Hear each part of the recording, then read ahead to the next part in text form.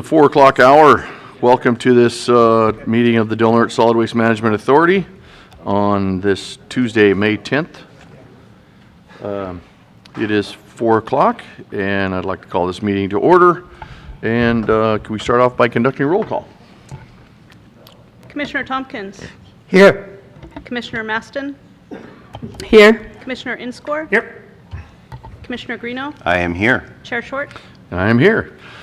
Thank you for that. If you would join me in the Pledge of Allegiance.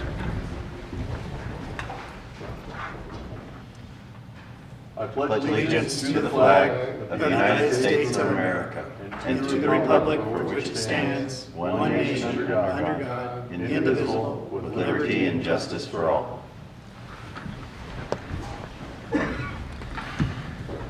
Thank you for that. Right now is our public comment period. Any member of the public may address the Solid Waste Management Authority on any matter on or off the agenda. Each speaker will be allowed 3 minutes to make their comment. Is there any public comment? And do we have any public comment, or do we have anybody online? Okay. We're not doing that. Thank you very much. Close the public comment period and go to our consent agenda. We have approval of the minutes from the April 19th meeting, the approval of a payment claim to Redwoods Levitt Insurance Agency for the annual insurance policy, the approval of a payment claim to Harshwall and Company for the filing and completing financial statements, discussion and possible action regarding the request for 3 authority allocated bin pools for the fair, and approving a budget transfer for fiscal year 2021-22 in the amount of $3,000. Do we have any public comment on the consent agenda? Seeing no public comment, do we have any discussion from the board? Chair, I make a motion we approve consent. Thank you, Mr. Second. Insler. We have a motion and a second. No further discussion. Could we poll the vote, please? Commissioner Tompkins. Yes. Commissioner Maston. Yes. Commissioner Inscore. Yes.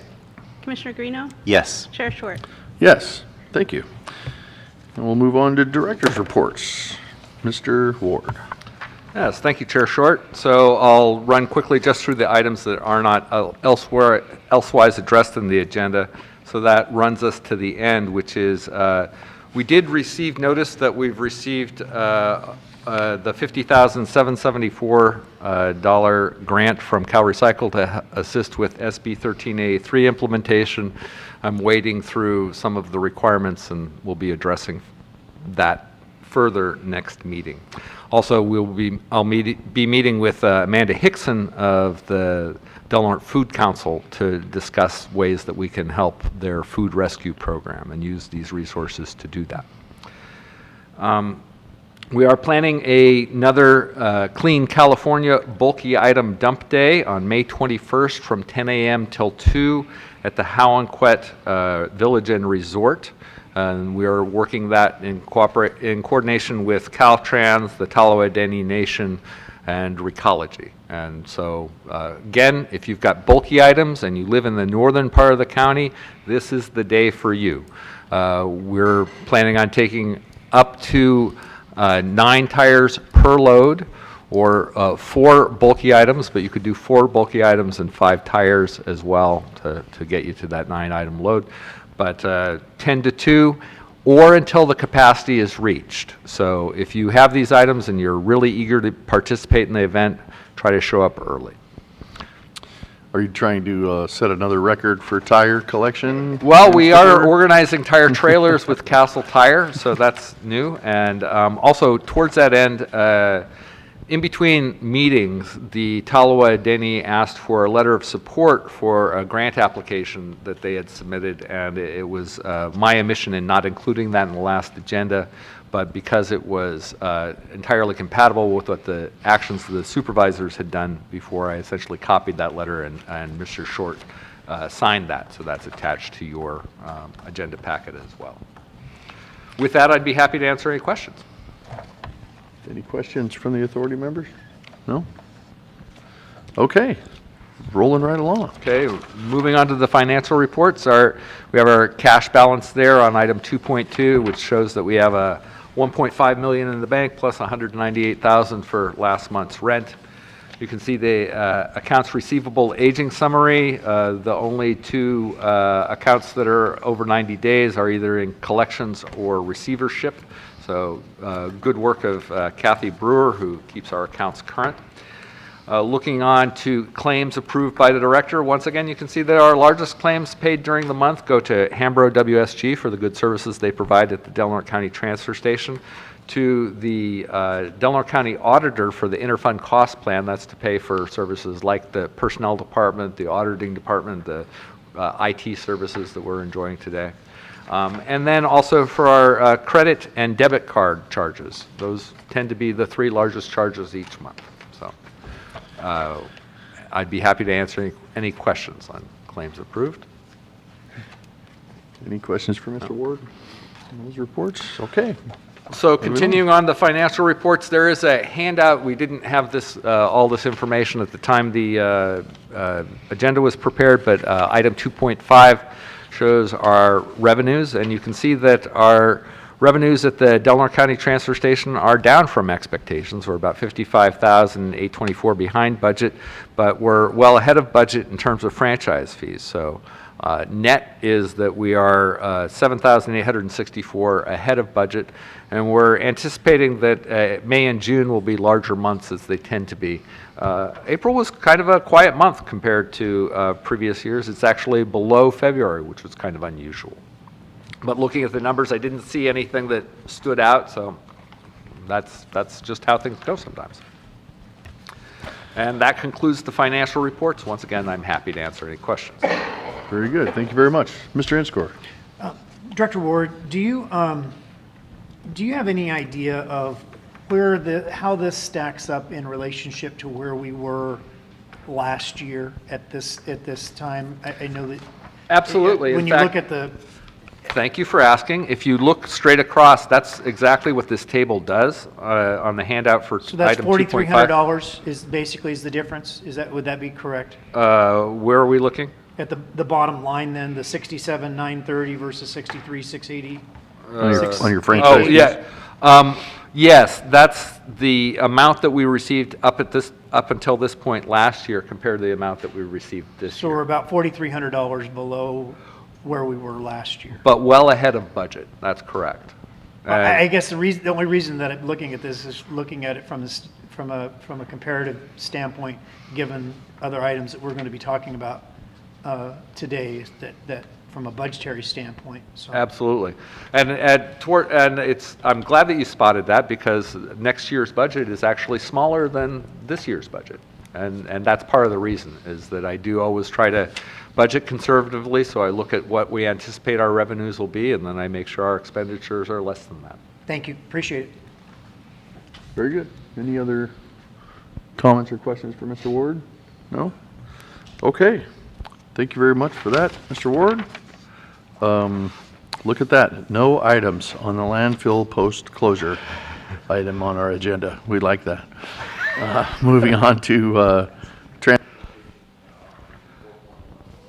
So this was an item that was asked to be on this agenda, and I'm ready for my PowerPoint now, if you could pull that up, Christina.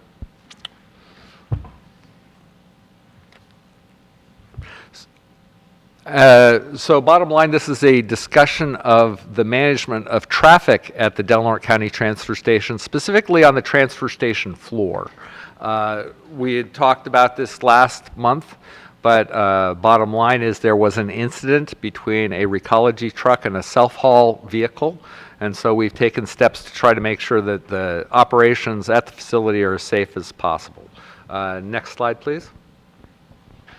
So what we're doing... Quick Yes, go question, ahead. because this was, we had this discussion at the last meeting, so I was wondering, have we instituted this yet, this change, and how is it going? Yes, we have, in that we are keeping, when a Recology vehicle is unloading on the transfer station floor, no self-haulers are on the floor. That, the management of traffic on the tipping floor is done by Hambro WSG staff, And our gate attendants are now essentially directing all self-haul traffic to unload at the tip wall unless they specifically ask to unload on the floor. And so, but that's the main rule, is that Recology vehicles are not unloading at the same time as any other self-haul vehicles. So the refuse site attendant announces all Recology or self-haul trucks heading to the tip floor. We have walkie-talkies that communicate between the gatehouse and the and Hambro WSG staff. So whenever anybody's going on the tip floor, they tell them by the walkie-talkie. Hambro WSG staff directs traffic on the tip floor. Other customers wait outside while Recology vehicles are unloading. And if there's a roll-off truck from Recology, then that's all by itself. No other vehicle, even another Recology vehicle, if there's a roll-off truck unloading, that's all by itself. And then excluding roll-offs, we can have up to 2 Recology vehicles unload at the same time because there isn't that hazard. Next slide, please.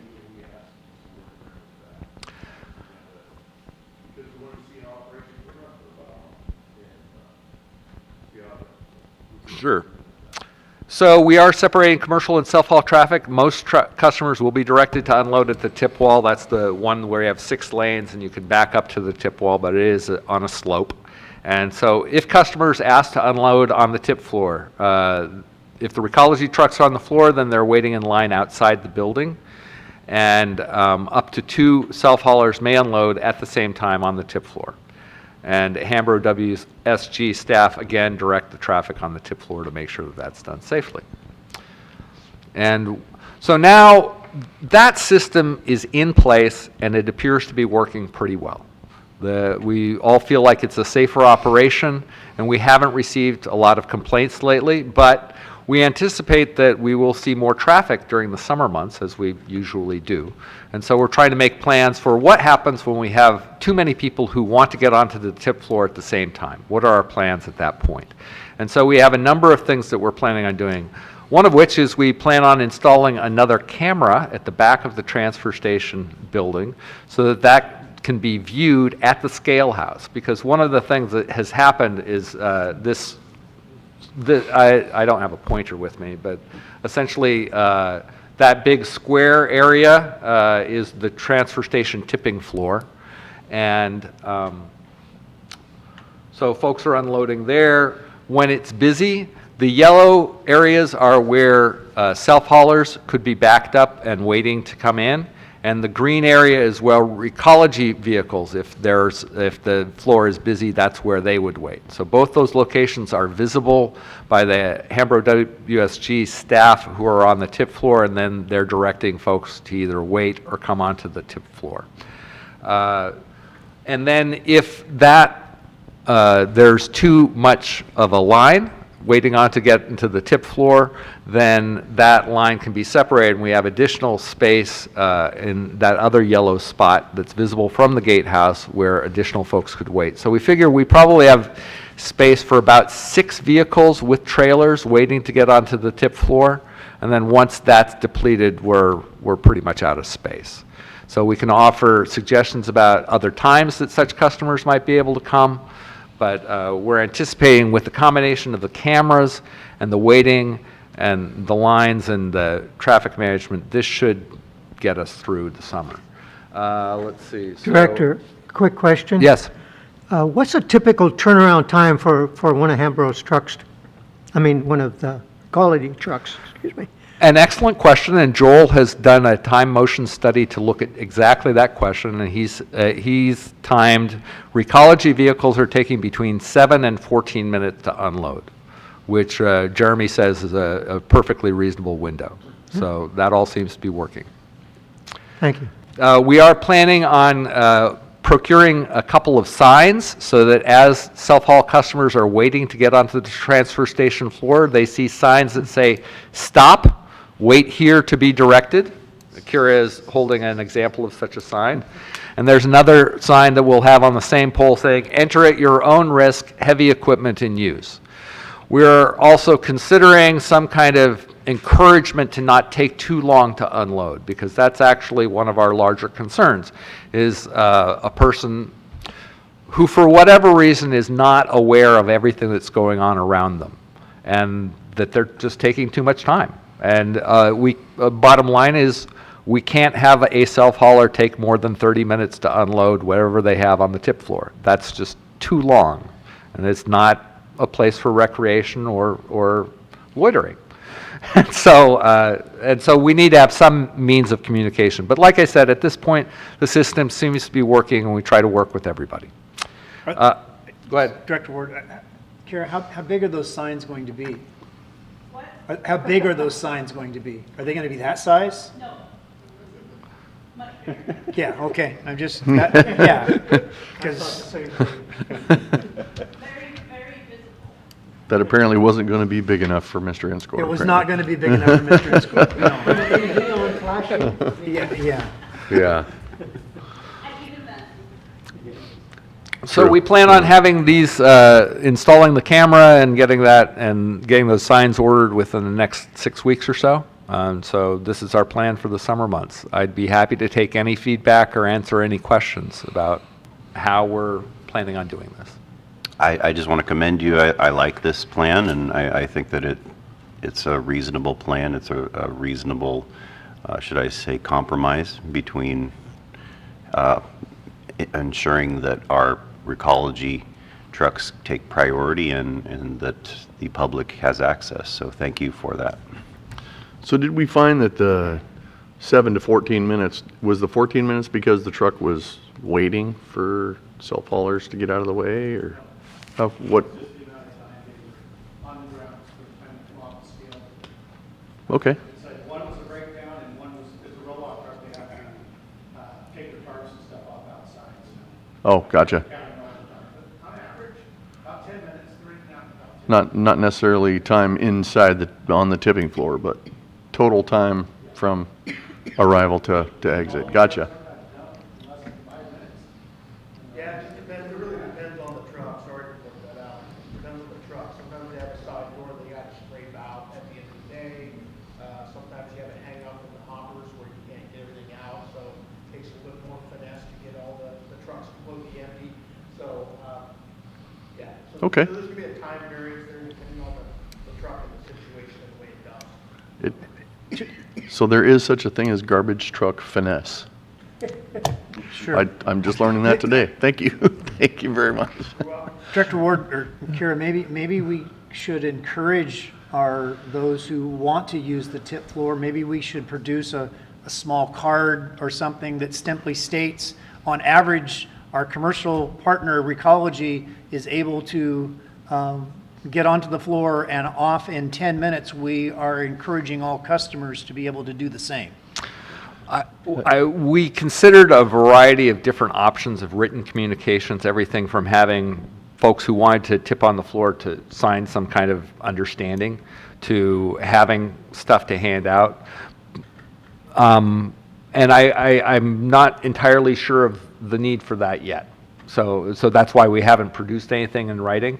But we definitely want to communicate with the customers who are waiting there. So some of the things that we've talked about maybe communicating to them are times when they can expect Recology trucks to be there, so they might have longer waits or versus shorter waits.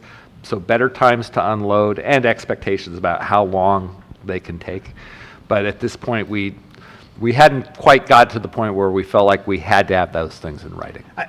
And I appreciate the not having to have it. I just think that educational opportunities are always good. And even if it's just, you take an 8.5 by 11 sheet of paper and you cut it into fourths and you put a little something on there, and anybody that's going to the tip floor, they have that in that period of time. The other thing is, I know a little bit about human nature, and there will be customers, especially men customers, who will take that as a challenge. If a Recology truck can get done in 10, I can get done in 9. And so there may be a unintended benefit out of that. So just a thought. You guys are doing a great job. I think that's I'm an just excellent always suggestion, and Kira and I will work on that. I appreciate the comments. You mentioned 30 minutes That's ridiculous. a little bit ago. I thought that was very, very generous. Very, very and generous. that would be too long. Yeah, that's Yeah, this by is far not- too this is- long. If Yeah. they want to spend that much time talking to their neighbor, then they need to go to Denny's. Chair, I need to request a quick bio break. Very good. So we will take a break for a few.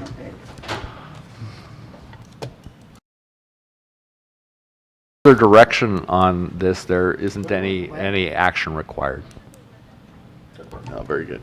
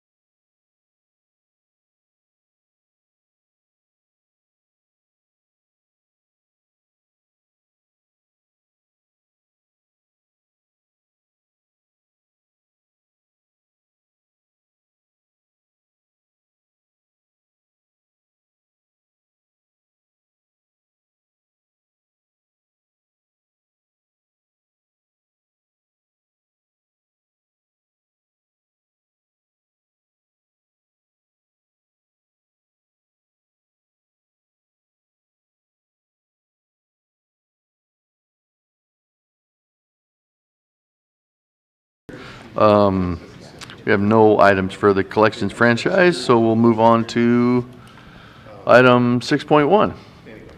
Discussion and possible action regarding Delaware Solid Waste Management Authority financial statements and independent auditor's report for the fiscal year ending June 30th, 2021, Right. which is a bit late, but that's the way it is. And it's received. It's- And it's very much in the similar format to what you saw, although they've responded to our comments, but this is a receive and file. And we've already approved the payment to them. Yes, we did. Okay. Is there any questions or discussion in regard to the item? No. Seeing none, is there any public comment in regard to the auditor's report? Okay. Moving on to item 6.2, discussion and possible action regarding Delaware Solid Waste Management Authority Resolution 2022-05, adjusting the franchise collection rates and refuse disposal rates for Delaware County Transfer Station, the Klamath Transfer Station, and the Gaskey Transfer Station. Mr. Ward.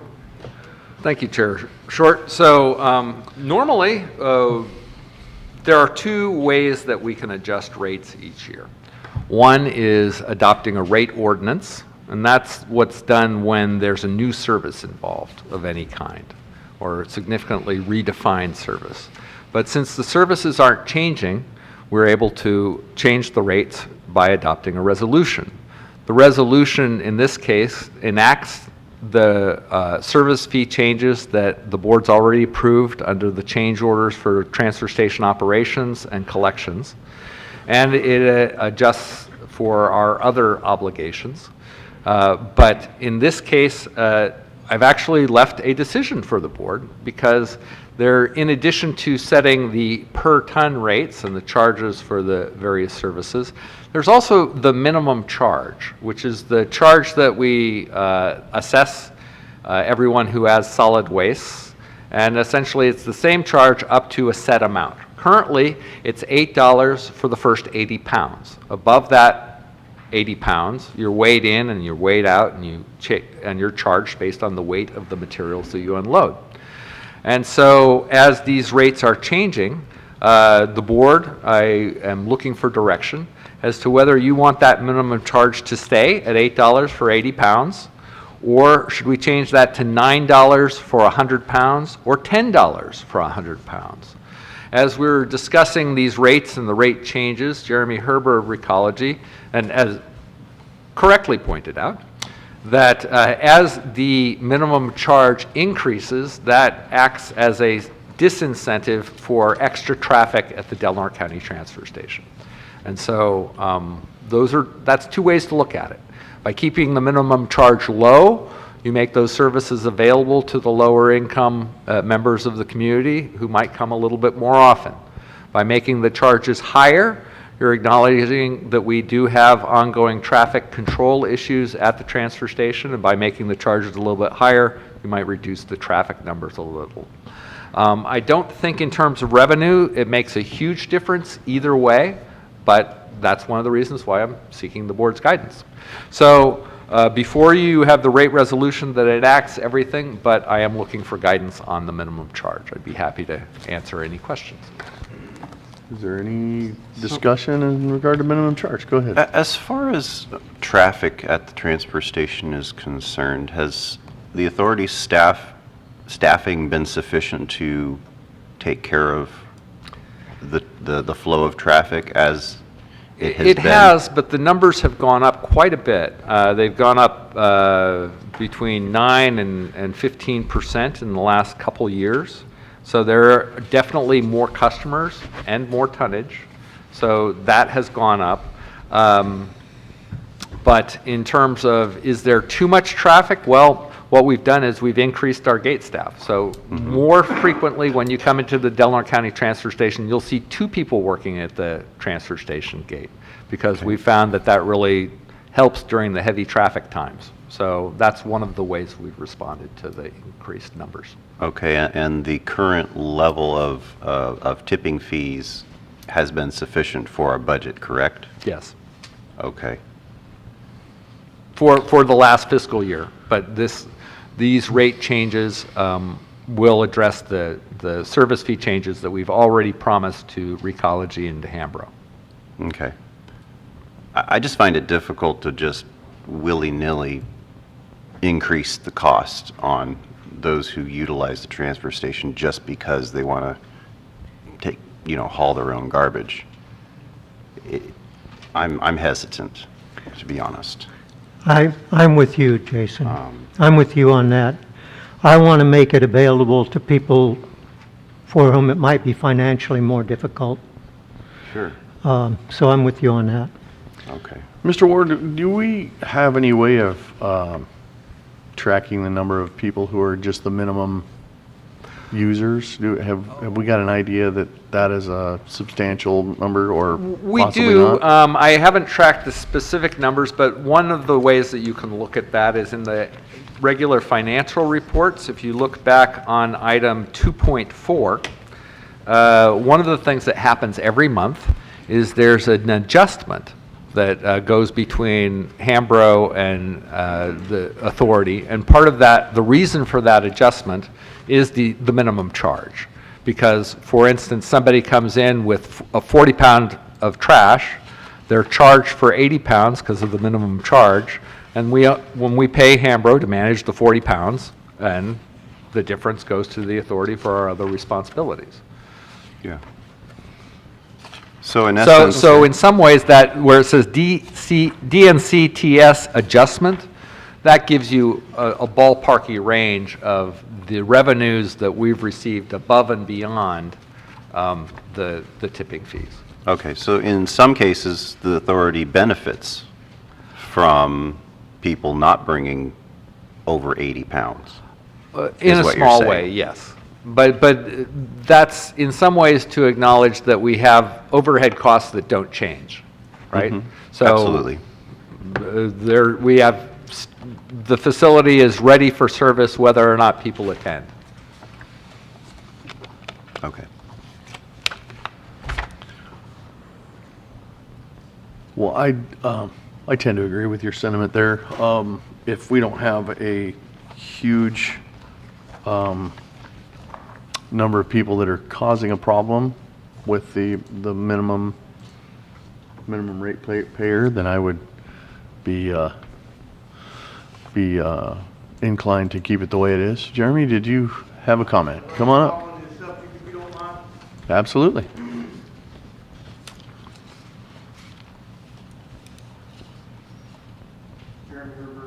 General Manager for Ecology. So I kind of want to touch on this as a different outlook of view for the board to consider.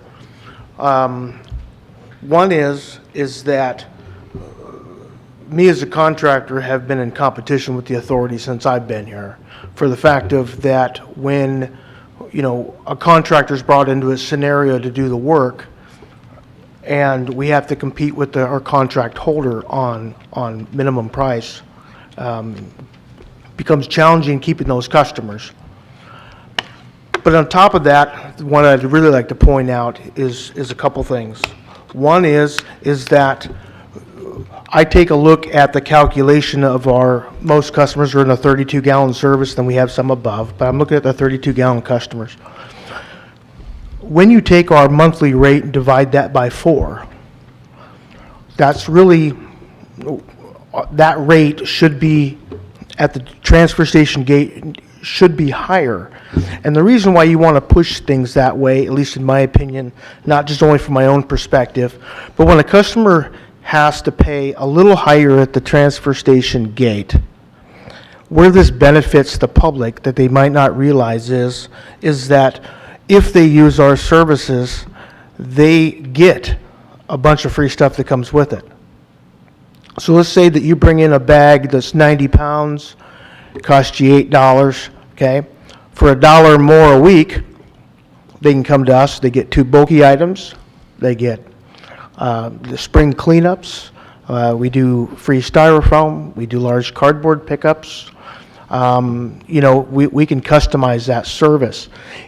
In addition to that, when you start getting to the summer months, and I've looked at some of the paperwork that's been in the agenda as well, you know, there's been a 9.5% increase in ticket counts this last year, right? Which means that we're putting more work, we have to hire more people, all those things are expensive.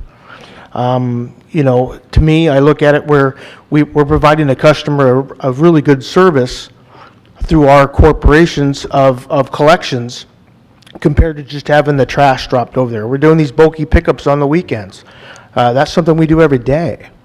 There's benefits to these customers. We go to their homes, especially for the elderly, and pick up their items for them, and they don't have to find a way to transport it to the transfer station.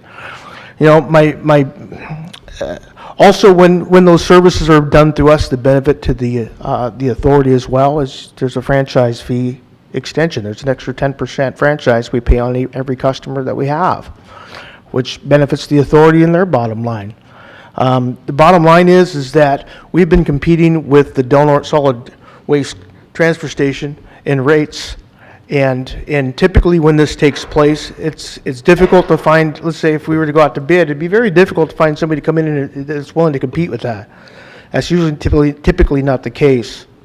The idea at most transfer stations, they're around $35 to $55 minimum gate fee. And they do that for a reason, is to provide that customer with an opportunity to help keep blight picked up by using the Recology services. So there's different aspects here that instead of having these bulky items sitting for months and months and months, because if they take it to the transfer station, it costs them $50-$60 for a refrigerator, right? Or 45, whatever that number is. For us, it's free. You know, they use 2 bulky items a year, and they pay it, a little bit, another 50 cents or $1 more than they're paying now at the gate fee. They get a much better deal. It helps the community with blight. It also increases everyone's, wherewithal. I mean, with fuel prices increasing, what's helpful for me too is when you have those customers, it helps with those offsets. And it's difficult for Recology to provide continuous service when the transfer station's taking more customers than me. So I wanted to point that out, that it just makes it difficult when it comes down to the financial documentation of numbers, that we do provide a really good service with a lot of free items, and we're talking about $1 difference that is benefit to wherever community they come from with helping with those blight issues. But I wanted to point that out, that like I said, the franchise fees is what's been keeping part of the authority in the black, right? And so if we can lower those customers, you don't have to increase headcount. You have less stress for the staff, and you're still getting, Hambro still gets their all the refuse, so that doesn't take away from them. But I think it's a benefit for the authority. It's a benefit for your contractor that's been here for 30 years. Thank you. Okay, Jeremy, thank you. Appreciate that perspective.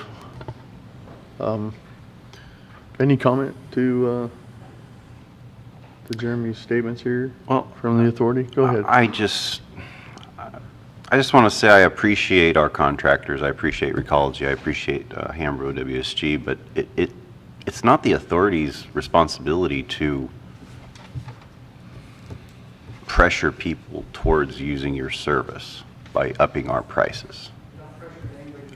That's kind of what I heard at the podium. You want us to up our prices so that you can gain more people to serve. I mean, because it'll be more cost effective to take your service than ours, or for people to self-haul. It just seems, if your product that you're selling is marketable, I mean, it seems like you should be advertising those benefits, and that people would see that benefit and would take your service because you're offering a benefit or a service to those people that's higher quality than they can get doing it themselves. Yeah, so I would love to answer that for the fact of that the contracts and the services I provided has been a direction from the board. The board gives me the direction of what they want our services to be. And when Through they turn around, negotiations, yes. right, that's the service we're going to provide, and this is the price we provide it for. And in turn, right, when you ask me to come in and provide these services, and your transfer station now lowers, their weekly rate is lower than mine, why do you need me here? We're here to provide a service. If they wanted to bring in a mattress or an additional bulky item, look at the fees there, what you're going to charge them. That's the blight that's backing up in our different communities. I'm here to provide a solid service, and I think we do it for a very reasonable rate. What I don't understand is that my biggest competitor in town, and the reason why I pay a franchise fee, is not to compete with my contract holder.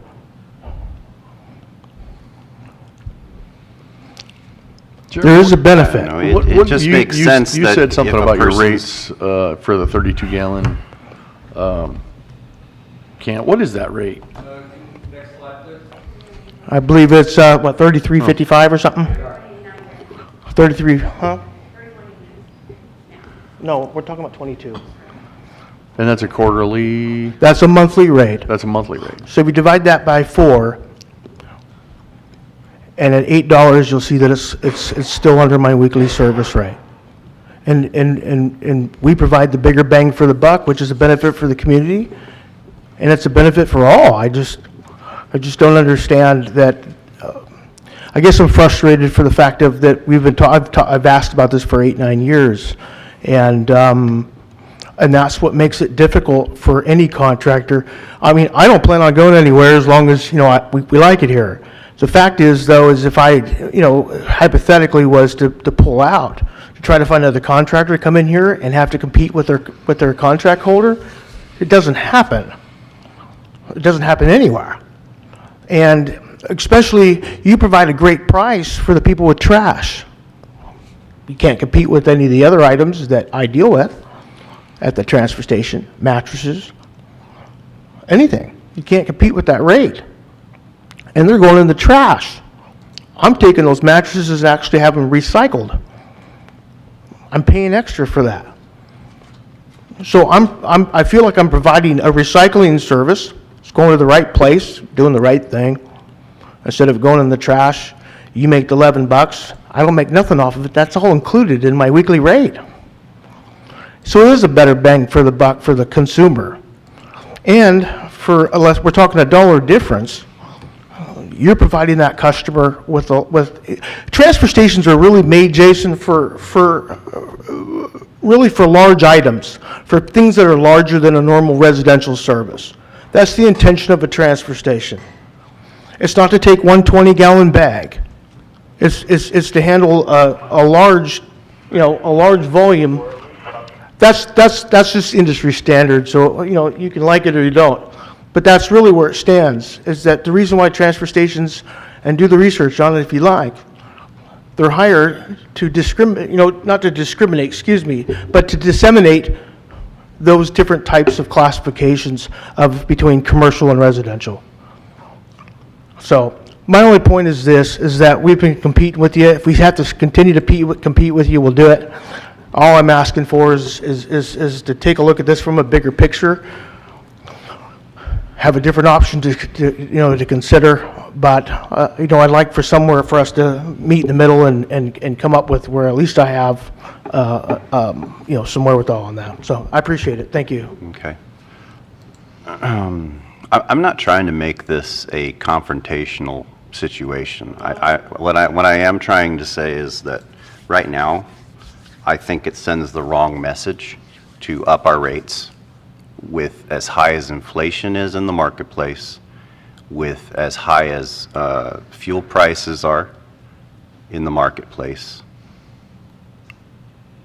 Our constituents are hurting right now. Their pocketbooks are hurting. And I think that it sends the wrong message. I'm just saying personally, I don't think it's the right time for this.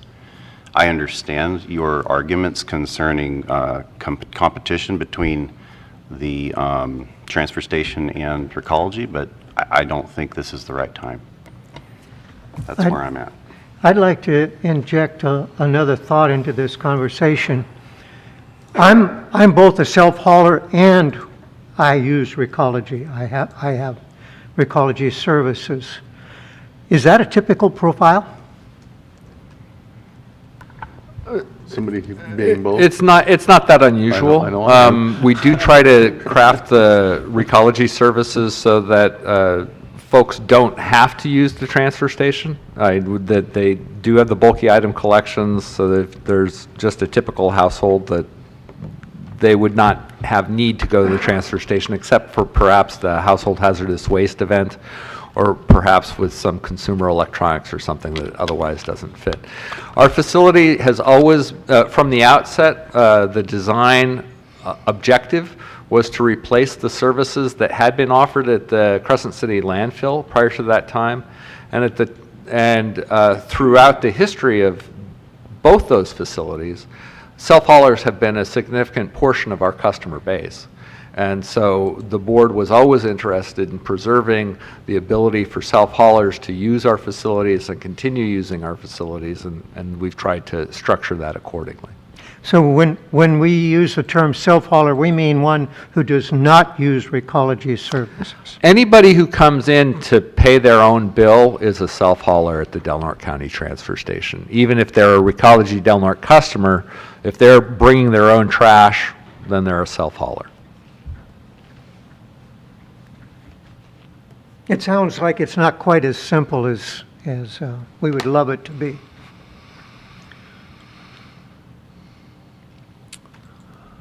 So in this, the slide prior to this one, it appeared that we were increasing rates about 6.6%-ish.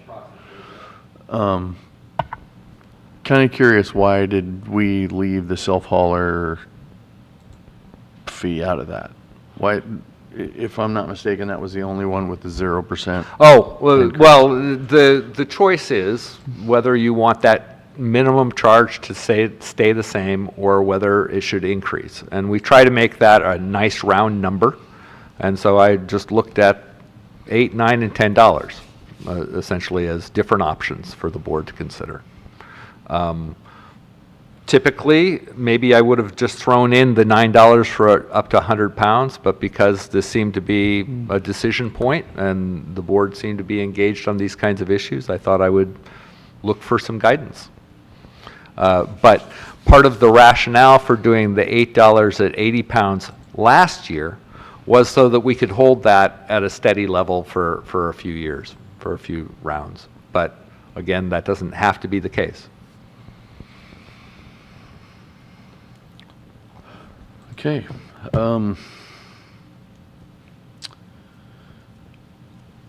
Yeah, I wonder about the business sense of trying to keep that self-hauler rate on pace with our inflation as it goes. I wonder about the wisdom behind that. But I don't know. I don't know where the authority would like us to go in this discussion. The thing about it is not everyone brings the 80 pounds every time. And so we acknowledge that the authority is gaining money for, should I say, garbage that is not being disposed of. For the very small loads, Right. yes, we charge our basic overhead rate, more or less. You could think of it as that.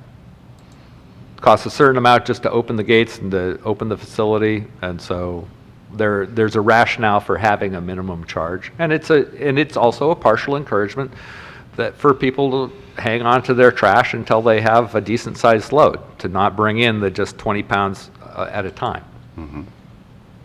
Because that would be a cost, for example. Some people, for bears or raccoons or dogs, they want to get rid of it right away, but 20 pounds at a time would definitely increase our customer numbers, increase our workloads without necessarily increasing revenue. So there's a balance to be stricken.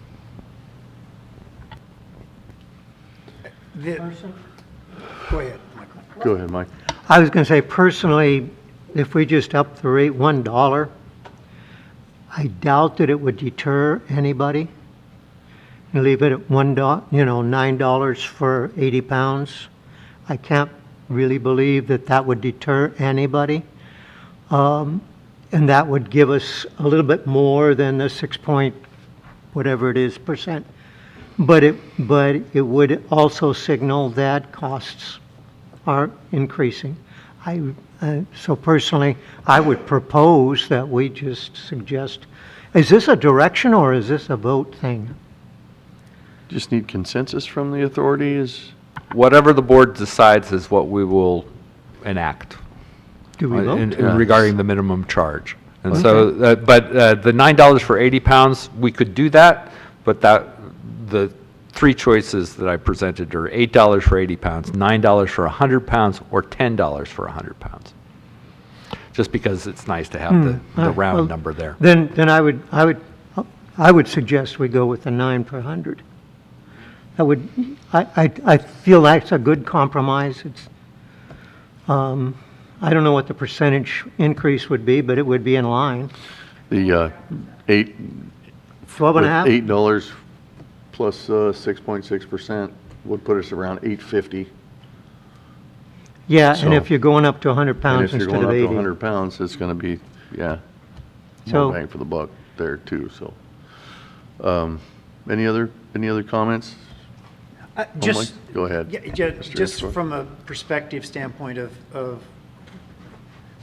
being part of these discussions for 8 years, the reality is we have not always made the same adjustments for the self-haulers on this lower end scale as we have to regular ratepayers.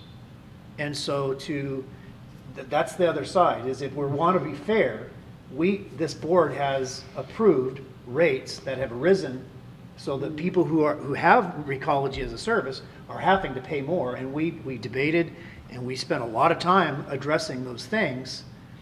Part of me feels like if we're going to put those charges on our ratepayers who are using our contractor, we should make the same changes to a person who's using the transfer station. Otherwise, we're sending a mixed message. We're saying, well, yeah, if you're using this service, which we value, you're going to pay more. But if you just come do business with us, you can pay less. I think we need to be consistent with what we give to all of our customers, whether they're a self-hauler or whether they are using our contractor. That would be my approach, because I think that's the right way to do business, is that you send us the same message to all of our customers. And it was not easy. Those of you who've been here, Jason, it wasn't easy to make some of these decisions about raising those rates, but we did so because we believed in our contractor and we believed in the service that was being provided. So I don't think it's unreasonable to make a small increase for those who are also our customers. So that's just my approach to it. That I think that seems to be fair to me. I know it's tough right now, but the reality is people are going to pay more because of decisions we already made, and I don't see us being able to take those back because we. So that's just my perspective on it. Trying to make sure that there's a consistency to how we treat everyone. So What? if that's the case, then I don't know why we didn't have this discussion when we were having the discussion on the rates for Recology. We should have had this discussion back when we were negotiating. This all should be done together because it affects Well, all of it. Yeah. And if we're going to have it be consistent and basically have it on a sliding scale, just like we do with CPI with our rates, then it should all be in the same conversation, in my opinion. Yeah, and I don't think so, disagree with you about that. The difference is one of them was part of a contract negotiation, and this is not part of their contract. So while I think you're right, we probably should have had a broader, more holistic outlook on all of it, and we can always, and we did have some of that. We did have some of that discussion, and when we had some of that discussion, we chose to hold the line. And in retrospect, I will just speak for myself. I probably should have said what I just said when we were having this conversation. So I have no problem with owning that, because you're right. We should have dived into this deeper, and I should have had a broader perspective on making sure that there's consistency in how we treat everybody that we serve. But the contract negotiation, specifically as it affects Hamro, is a separate issue than the minimum charge.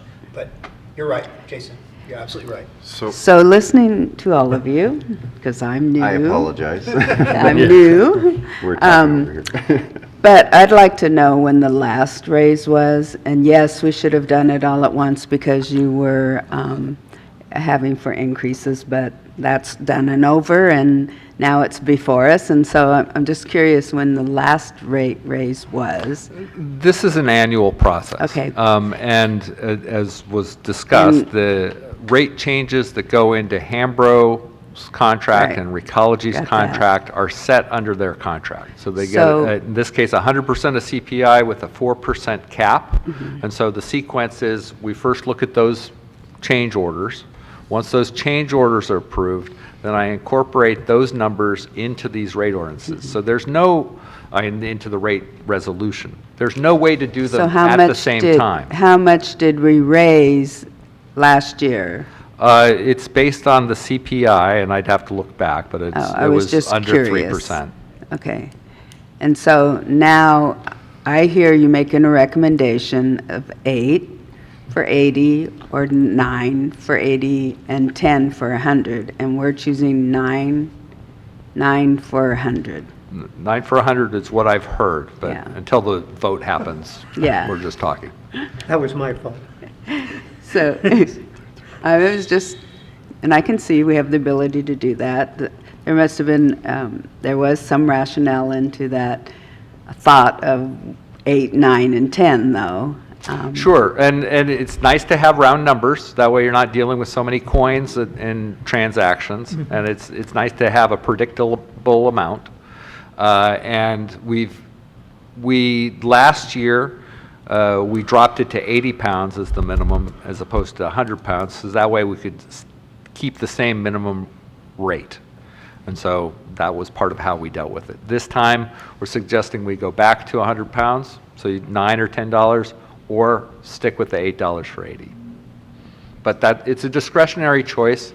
I don't feel like it will affect the authority's income in a huge manner, but I really feel like the board has a clear understanding of all of the issues now.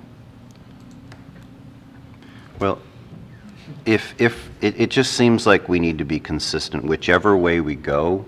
If we're going to go with CPI and we're going to up the cost for Recology customers, maybe we up that. I mean, I just want to be fair. Yeah. And as I said, right now, it just seems like this conversation is the wrong conversation to have at this time. It just feels that way. It feels wrong. But And, that's the sad part about it, is that it's very expensive for everything for everyone, and we're watching our dollars more closely. And those who are less fortunate have to watch even closer. And so that's a dilemma we find ourselves in. But the costs of doing business have also increased too, and so we have to consider that at the same time. And so I don't know, I don't have the solution, but I can see that we may need to increase it. We're not overdoing it. Like, we're not saying $10 or $5, or we're talking about $1, and and I know every dollar counts today, so I do appreciate that argument, because it is difficult for a lot of people at this time. So. We are at the bottom end of the scale. I haven't found anybody that charges less as a minimum charge than what we do. Humboldt charges 8.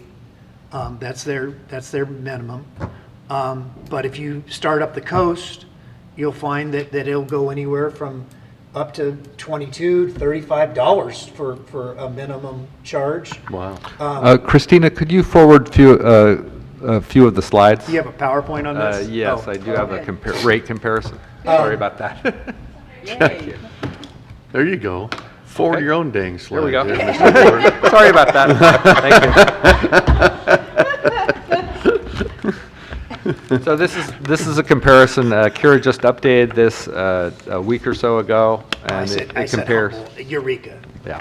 Yeah. And it is worth noting that the Eureka transfer station services an area where there's mandatory collection, so everybody already has trash service, so that's kind of an additional thing if they have extra items. And the other thing is they recently have hired a new executive director, so that creates a certain momentum or hesitation to change rates quickly. That is another point. Again, I guess it comes from sitting up here the longest. Is that the ongoing conversation that we've had over the years about mandatory service, and the authority board has been pretty resistant to even considering that as an option. And so, if we're you can, if there's mandatory service, then having that minimum charge smaller is fine, because that that the revenue is what it is. And also on a fairness standpoint, was an interesting illustration about, that Mr. Greeno made about if they come in with less than 100 pounds. But that, again, that's also true for recology. And I have made this argument even when we were doing our negotiations, there's a fixed cost to doing business. There's a fixed cost to trucks driving around the neighborhoods. There's a fixed cost to having staff that weigh this stuff up. There's a fixed cost to the people who manage all this waste and send it. So there's elements that are fixed, and then there's everything else. And everybody's trying to make a living, and this authority, I'm very happy to have been part of it during an era where we have continually seen ourselves better our position, deal with our unfunded liabilities in a proactive manner. So it is hard, I'm not for just charging people more money because we have the authority to do so. But I think that we need to be consistent, and this is the time to have the conversation in that when we're in contract negotiations, that's not the appropriate time, but annually as we look at it. So in a sense, though we have not had this conversation regularly, this is the time to have it. And I'm glad we are. I think it's a good educational process for all of us to realize that this is part of our responsibility. It's why we get the big bucks to sit up here. Right, and I guess that's why I was trying to bring up the percentage and you know, why there was a 0 at that minimum charge, because it doesn't seem fair to leave it there. So it only seems right and consistent that we would match, or, you know, do our best to closely match that minimum fee as we, you know, raise everybody else's prices. I don't see that it would be fair to leave that in place. Yeah. Where it's at, so. I would be supportive of Commissioner Tompkins' suggestion that we back up the minimum amount to 100 pounds and move it, so they're getting something that they haven't been getting. They're getting an extra 20 pounds opportunity for extra, and move it to $9. I could be supportive of that. Well, we've got 3, 4. Mr. Greeno? I'm still a no. I think that we're taking a resolution, so we're going to have an actual motion. It's not just consensus anyway. So That's, you're right. I was thinking we were So doing this. so as we a need to vote on it? consensus. So, yes, So I move that we accept that the director's suggestion of charging $9 minimum at 100 pounds. for 100 pounds. We have a motion. Mr. So that Inscola? is for Resolution 2022-05, supplying the number of $9 for 100 pounds, correct, Director Ward? Thank you. I would second that. We have a motion and a second. Do we have any public comment on this item? Any more discussion from the authority? Okay, Karen, yeah, would you poll the vote, please? Commissioner Tompkins? Yes. Commissioner Maston? Yes. Commissioner Inscore? Yes. Commissioner Greeno? No. Very good. And Chair Short. Yes. Okay. With that, we'll move to item 6.3, discussion and possible action regarding the process for approval and details of the proposed Delaware Solid Waste Management Authority budget for fiscal year 22-23. Okay, thank you, Chair Short. So attached you see a draft of the Solid Waste Authority budget. You will see that it is lower than this year's budget by $232,358. Again, budgeting is driven by revenue projections, and then I adjust the other expenditure lines accordingly.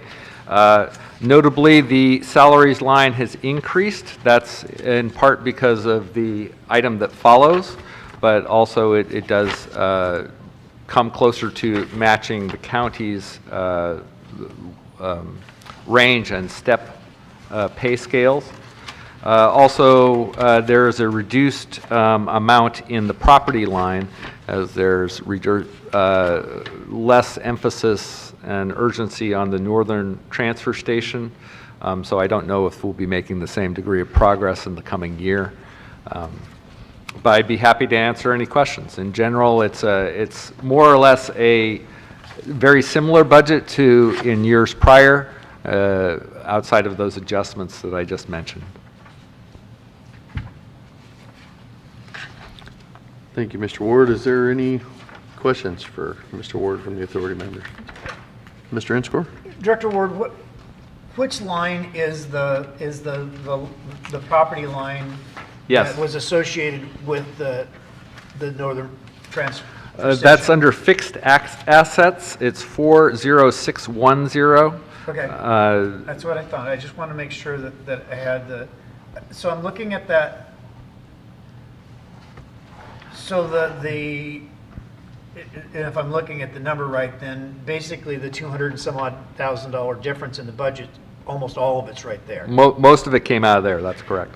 Do you believe that by keeping that at $121,000, that still provides the authority with the leverage necessary if opportunities present itself to move forward with this discussion? I know that we've kind of we were moving a lot quicker pre-COVID, and that sort of has stalled, but. And there's one property that seems to be particularly attractive in that prospect, and I think that we could still make some progress on that, but we have not gotten to the point where we have a cost estimate for procuring the property. So that's a big unknown, and these funds could be used for additional explorations, but until we actually get to a specific property and a specific price, it's somewhat difficult to budget for. One other question in that regard then, and this is a question maybe that you'll have to talk to the county auditor about, because I know that we had some very different opinions about depreciation and so forth in the past. But would it make sense this coming year if we don't anticipate making a purchase this year? Let's just say that doesn't happen in the next 12 months, but we're budgeting this $121,000. Could we consider, from an authority standpoint, of using that money as a CIP set aside, so that we budget it, and in essence, we will spend it this year. If it's not spent, we go ahead and set that aside into reserves, so that we are positioning ourselves for the future, as opposed to, I'm just thinking, trying to lessen that blow when that time does come for property acquisition. If we don't do it, and we can balance our budget with everything else, then I would encourage us then, in essence, spending that money by transferring it into a capital improvement or land acquisition reserve account, something to help prepare for the future. It's a good question, and it's also kind of a good highlight between the difference between an agency budget and the budget for your home, right? So if you're thinking we want to buy a property in the coming year, so we're going to set aside some money and we're not going to touch that. Without establishing a special account to do that, the authority's revenues, as you know, this agency, since its foundation, has always been in the red. We have the liabilities associated with the landfill, the liabilities associated with the purchase of the property and the construction of the Delaware County Transfer Station, and we're slowly clawing our way out of that red hole. And so when we have revenues that we don't spend that are specific to a budget line, that still helps us move towards the black. But that doesn't mean that we have any extra resources. It just means we're still moving our way towards the black, and when it comes time to spend those monies, we will still have the same source of money to pull from. So I'm not sure of the benefit of trying to set aside the money because, again, on the whole, right now, we're in the red, so we don't have the money to set aside. So it's an annual budget process is kind of the short answer. I guess the difference would be is that if the authority made the commitment that it's going to do this, and it targeted that money, and if it was placed into a capital improvement plan or whatever, then because this board has seen the value of that, then future boards are going to have to actually take action to undo that vision for serving our community. Right. And so that would be the difference. I understand that, yes, we're still in the grand scheme of things, because of the liability with the landfill, that we are in the red, but in our bank account we are not. And so targeting that money and setting it aside for a specific purpose would require the authority board to take another action in the future to say, no, we don't want to do that anymore. And I think there's value to that, because then you would hope that that board would have to do the hard work of trying to say, well, why don't we value continuing to pursue a Northern County transfer station? So it's just a perspective. I could explore with the county auditor what it would take to set aside funds. Once the agency's in the black, I hear what you're saying, because it may be hard to sort of Sure. set aside, it may be hard to reach the monies that's necessary to purchase the property, and there may be value in setting aside monies fiscal year by fiscal year. But I'd have to explore I think how we would do that. If you would just have that conversation with the auditor, I would appreciate it. And I realize it is a unique situation, and it's far different than what we have at the city, because we don't have, a $3 million worth of liability that sits on top of our other fund balances. But I just think it's worth a conversation, because we've spent a lot of time talking about the value that would be for the long-term future of our community. And the one way that you ensure that value continues is by making a commitment. And there's no better commitment than money when it comes to doing business. So Are you saying to put the funds in its own separate account, or just It could be just- earmarking Yeah, it for it's- these are the funds that we have saved up so far to go towards that priority? Is that what you're saying?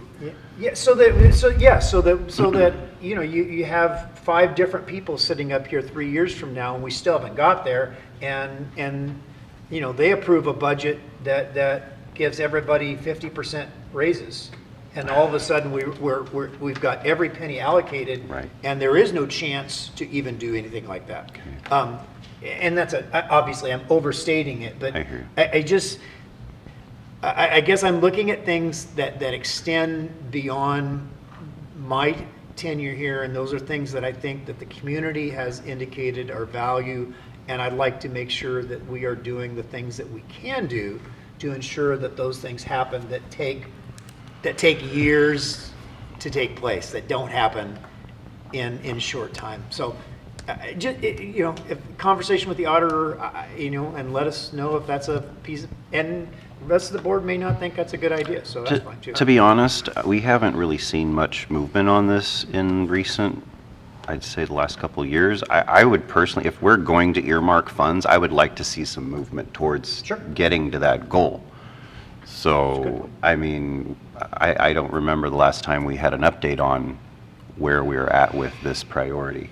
Yep. And I understand, a large number of us on this board agree, or I believe that we agree that it needs to be a priority. So I would like to see us moving forward on it. I know for me, in recent conversations, it's come up, so there definitely still is interest out there in the project. But you bring up a good point, but yeah, I'm no auditor myself, being as we are in the red. I kind of wonder what that would look like on a spreadsheet that I have no no education on how to keep track of. So I can see how somebody could say, how do you earmark funds when you're $3 million in debt? So Yeah, I guess and it's a good conversation to have. Yeah, and those are an auditor and those kind of things, but the reality is we write checks All the time. That's true. Every day. You're exactly right. That Hundreds is of true. thousands of dollars that get spent so, again, I didn't mean to take an inordinate amount of time about one thing. I guess the long and short of it is there is money still here to continue that exploration. If nothing else, I think bringing up and asking questions just is another way for us to be reminded that if you're going to find out what's important to you, to any organization, take a look at their budget. And so by continuing to budget $121,000, I hope that we continue to with all your extra time that you and the staff have, Director Ward, thank you. I appreciate it. So before you have a draft budget. The regular process is this board provides preliminary approval of the budget, and then I present it to the city and the county for potential comments. And if they have any comments that they care to put in writing, then those comments come back to the board before final adoption at the June meeting. So the action we're looking for is any comments you may have on the budget, if there are any further ones, and directing staff to transmit this proposed budget to the Board of Supervisors and the Crescent City Council. Do I have a motion in that regard? So moved. Thank you. Do we have a second? Second. Is there any public comment on the proposed budget? Okay. If we could pull the vote. Commissioner Tompkins, Yes. Commissioner Maston, Yes. Commissioner Inscore. Yes. Commissioner Greeno, Yes. Chair Short. Yes, thank you for that. Moving on to 6.4, discussion and possible action regarding the proposal from SEIU 1021, representing the employees of the Delaware Solid Waste Management Authority, increasing wages to match comparable ranges and steps for Delaware County employees with additional lump sum payments to cover the period since the negotiated MOU has expired. Thank you, Chair Short. So the MOU describes essentially the employees' agreement. And that memorandum of understanding is negotiated between the authority, myself, legal counsel, when I consult him, and the representatives of the union. And so they were very focused on trying to negotiate the most important issue to them, which was raises. And they wanted to do that in a way that was timely to our budgeting process. So I really appreciate that. But it didn't allow for a lot of time, and that's why they really narrowed down their request to really focus primarily, if not exclusively, on pay issues. And all they're asking for is to come up to the level that the county already is. Historically, the authority staff have mirrored the county's MOU, and we've followed with our ranges and steps, that describes the pay range for each position, to emulate that which was in place in the county. And the county typically negotiates ahead of the authority's union, and so we play catch-up. And so that's essentially what the union is asking to do, to play catch-up to where the county already is, and that would involve a 7% pay increase for this fiscal year, and so each employee has a calculated amount that they would be paid in back pay, but it would be a lump sum, one-time payment, and it would be specifically not back pay. It would be a one-time pre-approved, pre-calculated bonus, as that is how the county Human Resources Department has described they are willing to do it. If you start doing back pay, there's complications about prior employees who no longer work for the agency and things like that. So that is the recommendation, that it also involves a 1% pay increase next fiscal year, and both those numbers have been addressed within our budgeting process. So that's I'm prepared. Go ahead. I'm prepared to make a motion. What is your motion? My motion is to approve the proposed one-time payment and the 1% increase for the next budget cycle. So that would include your extending the MOU dates from July 1st, 2019 to June 30th, June 30th, 2023? Would you include that? Yes. And I believe that covers it. Oh, and adjusting each authority's employees' wages to match these range and step adjustments. Yes. Right. Effective the first full Which is pay in period after adoption. We have a motion. Is there a second? I would second that. Thank you, Mr. Tompkins. Is there any public comment on this item? Seeing no public comment, any other discussion? Yeah. The authority? Okay. So Mr. I Iskar? want to make sure that I'm clear on this. So by matching up with county, that's going to be a 7% increase. That's right, you have a thing. And then we're going to put another 1% for this coming year, Which also matches the Yeah, county. and I'm which getting also too matches close. the county. You The gotta go. total outlay of these bonus payments is the $22,077.45. That's In everybody. this fiscal year, that's That- correct. That's for 2021, 22. That will take That- us up to June 30th of 22. That's the calculated back payments that would be Yeah. All right. due to each employee. And then at the point that this is approved, then we adjust their pay so that moving forward, they get that 7% increase till the end of the fiscal year, and then they get an additional 1%. Okay. Very good. SEIU 1021, who represent our employees then, they are agreeing to extend the MOU until June 30th of 2023 with no other expectations. That's correct. They're interested in negotiating additional items starting in October, but none of those negotiations would go into effect until the next fiscal year. Till the following, the 2023, 2024, okay. That is I just want to correct. make sure that, because it made reference that they had other things they wanted to negotiate, make sure that they weren't going to come back and ask for some kind of side letter in addition to what we have before us. So nothing until till the 2023, 2024 budget. But This takes us- that is my understanding, yes. Okay. Okay, so Supervisor Maston has to leave, so if we could pull the vote real quick, and we'll have to excuse her. I had a question. I mean, why are we so late on this? I blame. happened? Well, there have been enormous challenges getting a hold of the sole SEIU representative who is out of Santa Rosa. And our little employee group has 9 employees, and so it's just been really hard to get their attention. Although I know that our staff has made repeated efforts.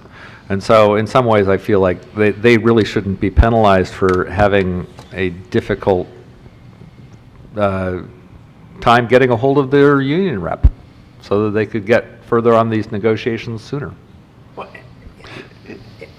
And we do have a motion and a second on the floor, so I hate to be abrupt, but our supervisor, or our authority member needs to leave. This is an issue that's going to cost the authority money. I think it's important that it's vetted out.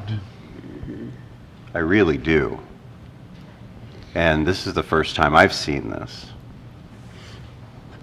And it was, in essence, negotiated for me, who has to approve it. And so I kind of feel I should know some other information. Okay? Well, why do I have to be rushed in my decision Yeah, you because someone has to walk out? It's not necessarily a rush. There has been a motion and a second on the table. Okay.